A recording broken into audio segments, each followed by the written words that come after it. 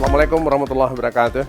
Yang kami hormati Ibu Menteri beserta pejabat di lingkungan Kementerian Lingkungan Hidup dan Kehutanan Republik Indonesia dan tim penilai Nirwasista Tantra tahun 2022. Perkenan kami Zul Alfian Umar, Wali Kota Solok, menyampaikan sedikit kinerja pengelolaan lingkungan hidup di Kota Solok tahun 2021. Alhamdulillah pada tahun 2021 kami Kota Solok mendapatkan penghargaan Nirwasista Tantra kategori pemerintah daerah.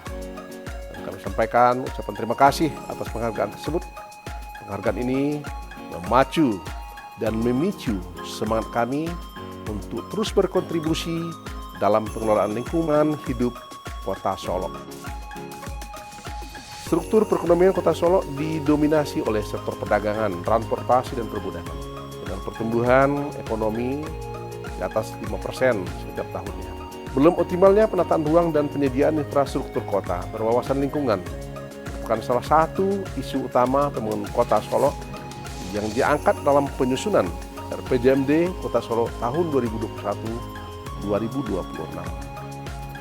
Untuk menjawab isu tersebut, maka misi mewujudkan tata ruang dan infrastruktur kota yang berwawasan lingkungan menjadi agenda penting dalam mencapai visi terwujudnya Kota Solok yang diberkahi, maju dan sejahtera melalui pengembangan sektor perdagangan dan jasa yang modern. Ibu Menteri yang kami hormati, pasca pandemi COVID-19, pemulihan sektor perekonomian menjadi fokus utama pembangunan pemerintah kota. Di antaranya, percepatan pembangunan infrastruktur kota, perdagangan, dan pariwisata yang memberikan tekanan terhadap daya dukung lingkungan. Ada 3 isu prioritas lingkungan hidup Kota Solok tahun 2021, yaitu pertama adalah peningkatan jumlah timbulan sampah. Yang kedua, alih fungsi lahan menjadi pemukiman. Dan ketiga, terjadinya penurunan kualitas dan kuantitas air permukaan. Problematika peningkatan timbulan sampah perkotaan masih menjadi isu utama bagi kota-kota di Indonesia, termasuk Kota Solok. Pada tahun 2021, timbulan sampah Kota Solok meningkat sebesar 6% dari tahun 2020. Menjadi lebih kurang 19.663 ton yang didominasi sampah organik sebesar 46% dan sampah plastik sebesar 22%. Sampah organik ini bersumber dari kegiatan rumah tangga dan sampah pasar. Melalui peraturan wali kota sesuai dengan Jakstrada dan Perwako penggunaan sampah plastik, kinerja pengelolaan sampah Kota Solok akhir tahun 2021 mencapai angka 99,64%. Dari total timbunan sampah tersebut, sebesar lebih kurang 15% telah berhasil dikurangi untuk tidak diangkut lagi ke tempat pemprosesan akhir melalui kegiatan pembatasan, pemanfaatan kembali, dan kegiatan daur ulang sampah. Sisanya sekitar 84% sampah diangkut ke TPA Regional Solok. Kegiatan pembatasan dan pemanfaatan kembali sampah dilakukan dengan melakukan pembinaan dan sosialisasi kepada instansi pemerintah, masyarakat, dan swasta melalui edaran dan himbauan wali kota Solok, di antaranya tentang pengurangan penggunaan kantong belanja plastik, kegiatan rapat sosialisasi tidak menggunakan kemasan plastik, dan kegiatan Jumat Bersih. Selain itu, melalui gerakan peduli dan berbudaya lingkungan di sekolah atau sekolah adiwiyata telah diterapkan kepada masyarakat sekolah untuk membawa dan tempat makan pakai ulang, manfaatkan kembali sampah untuk produk kreatif, dan mengelola sampah sekolah melalui rumah kompos dan bank sampah sekolah. Dalam skala besar, upaya dan inovasi yang dilakukan untuk mengurangi sampah adalah dengan meningkatkan pembinaan kegiatan daur ulang sampah, antara lain kegiatan komposting skala rumah tangga, kegiatan bank sampah, rumah kompos, rumah magot, dan kegiatan sektor informal lainnya. Sampai awal tahun 2022, jumlah bank sampah ada 8 unit, dengan 1 bank sampah induk yang bertugas membina dan menampung sampah dari bank sampah unit. Keberadaan bank sampah ini telah membantu persentase pengurangan sampah anorganik sebesar 4%. Selain bank sampah dari kegiatan sektor informal, menyumbang lebih kurang 9% pengurangan sampah anorganik. Untuk sampah organik sebanyak 6 unit rumah kompos dan 1 unit rumah magot telah dibina dan berhasil mengelola sampah organik sebesar lebih kurang 2%.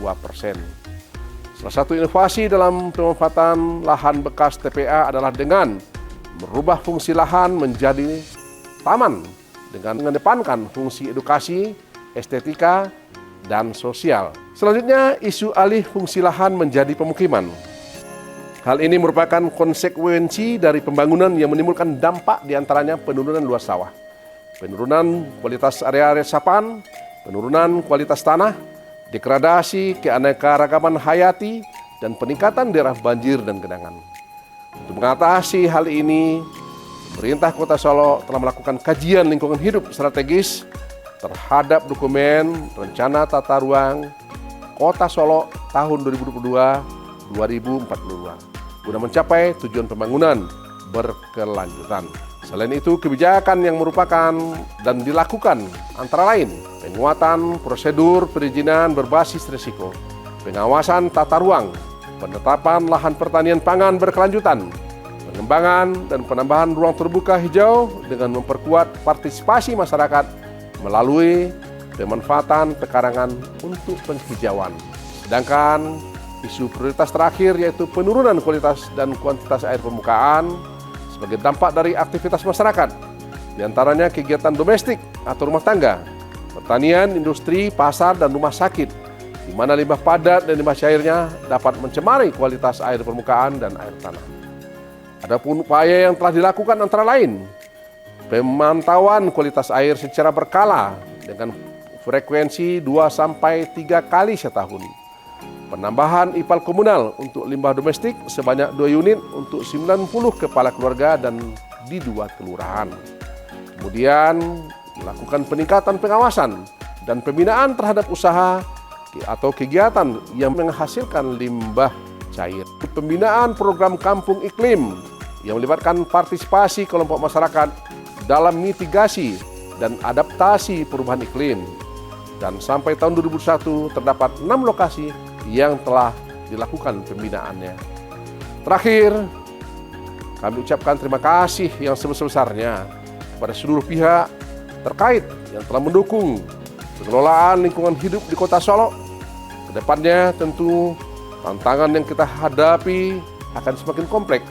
Namun dengan semangat dan niat tulus melalui pengelolaan lingkungan hidup yang lebih baik, kita harapkan akan dapat berpengaruh positif terhadap peningkatan ekonomi dan pendapatan masyarakat kita di Kota Solo. Semoga kita semua selalu diberikan rahmat dan perlindungan oleh Allah Tuhan Yang Maha Kuasa dalam menjalankan tugas pemerintahan dan pelayanan kepada masyarakat. Terima kasih. Wassalamualaikum warahmatullahi wabarakatuh. Bismillahirrahmanirrahim. Assalamualaikum warahmatullahi wabarakatuh. Saya Hajah Nur Nisma SH selaku Ketua DPRD Kota Solo. Yang terhormat Ibu Menteri Lingkungan Hidup dan Kehutanan Republik Indonesia, Ibu Dr. Insinyur Siti Nurbaya beserta jajaran. Dalam pencapaian kinerja pengelolaan lingkungan hidup Kota Solo sesuai fungsi legislasi, kami DPRD Kota Solo mendukung pelaksanaan kebijakan pembangunan pemerintah khususnya bidang lingkungan hidup yang diwujudkan dalam bentuk peraturan daerah dan peraturan wali kota terkait pengelolaan lingkungan hidup. Saat ini kami juga sedang membahas Ranperda Perencanaan Perlindungan dan Pengelolaan Lingkungan Hidup Kota Solo tahun 2021-2051 yang berisikan muatan kebijakan, rencana dan program yang menjamin keberlanjutan pembangunan guna memenuhi kebutuhan masyarakat dalam batas-batas kemampuan, daya dukung, dan daya tampung lingkungan hidup. Kemudian, sesuai fungsi budgeting, kami telah mengalokasikan dana pada tahun 2021 lebih kurang 19,5 miliar atau 1,42% dari total alokasi APBD Kota Solo pada Dinas Lingkungan Hidup. Selain itu, sejumlah anggaran juga dialokasikan pada OPD lain terkait pengelolaan lingkungan hidup. Pada tahun 2021, pelaksanaan program dan kegiatan pengelolaan lingkungan hidup telah terlaksana dengan baik. Terima kasih. Wabillahi taufiq wa hidayah. Wassalamualaikum warahmatullahi wabarakatuh.